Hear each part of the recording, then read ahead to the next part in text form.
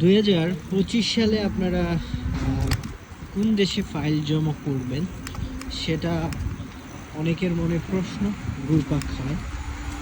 2025 সালে আপনারা নন সেনজেন দেশ আপনারা বসনিয়া ট্রাই করতে পারেন, তারপর হচ্ছে গিয়ে আপনারা মলদোভাতেও ট্রাই করতে পারেন, তারপর হচ্ছে গিয়ে নর্থ ম্যাসেডোনিয়াতেও ট্রাই করতে পারেন এবং ভালো যদি লুক পান, ভালো লিঙ্ক পান, তাহলে সার্বিয়ার জন্য ট্রাই করতে পারেন।